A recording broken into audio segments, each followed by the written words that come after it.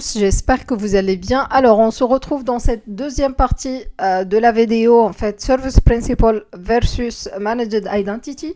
Donc, en fait, pour la Managed Identity, on a vu c'est quoi son utilité. On a vu également qu'on peut pas, en fait, qu'on n'utilise pas un secret avec la Managed Identity. Maintenant, on passe voir le Service Principal.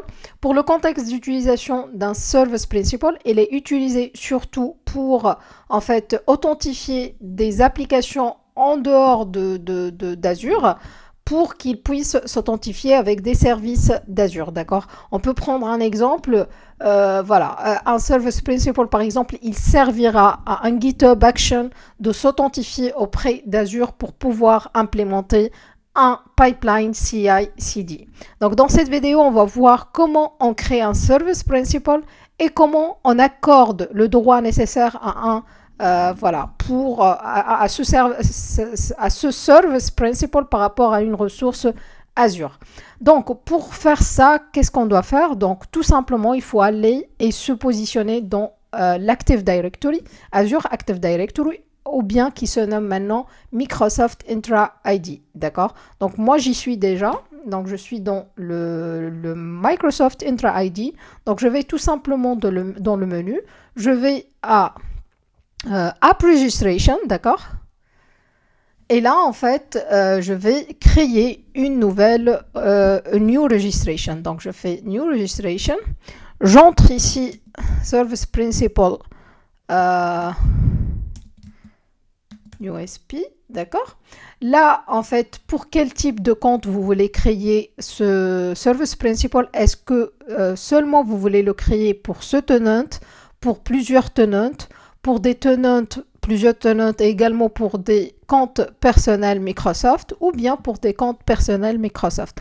Donc là, je vais l'utiliser seulement pour mon tenant, d'accord? Donc je vais prendre ce premier choix, d'accord?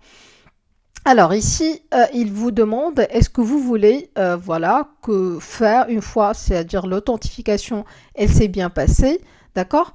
Est-ce que vous voulez faire une redirection? Donc ici, non, je ne vais pas faire une redirection, d'accord? Il faut juste, je veux donner en fait de l'accès à mon resource group pour pouvoir bien sûr réaliser les tâches nécessaires. Donc ça, je vais garder. Je ne vais pas sélectionner aucune redirection et là je fais un enregistrement. Donc là, notre Service Principal a été créé. Là, il manque quelque chose. Il faut créer un secret pour ce Service Principal. Pour ça, il faut aller dans Certificate and Secrets.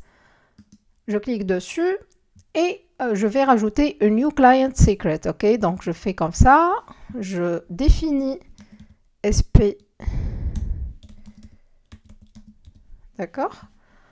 Je vais choisir pour date d'expiration seulement 3 mois et je fais un add. Et là, j'ai le secret comme vous voyez, d'accord? Il faut bien sûr copier ce secret et le laisser de côté parce qu'on aura besoin de l'utiliser après, d'accord? Lors de l'accès à notre ressource Azure, d'accord? Il faut le laisser de côté bien sûr, et parce que sinon après vous n'aurez pas l'occasion de le consulter, c'est-à-dire il faut créer un autre secret.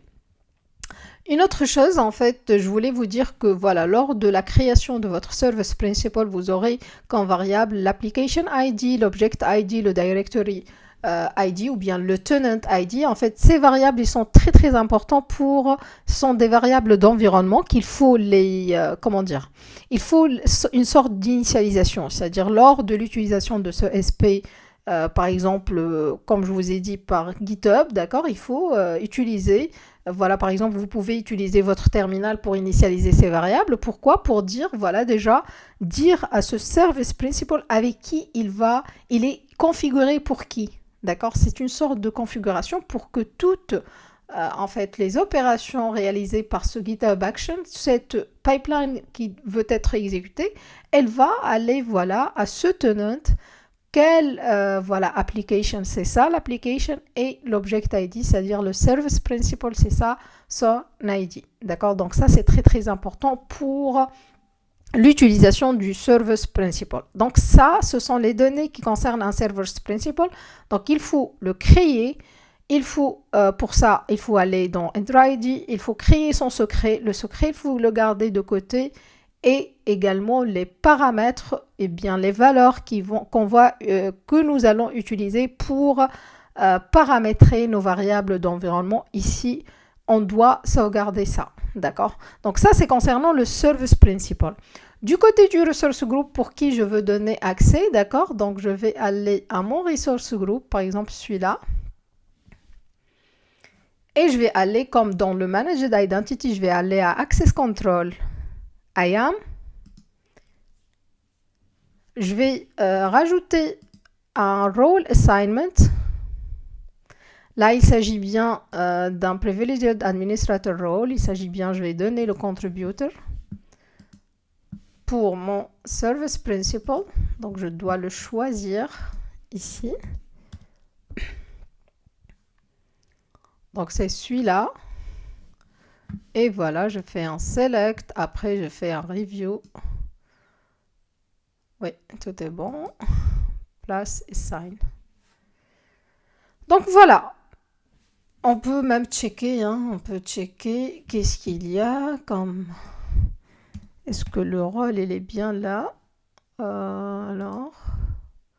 Donc voilà, le rôle, il est bien contributor. Donc c'est ça, voilà, de quoi il s'agit un service principal, comment le créer.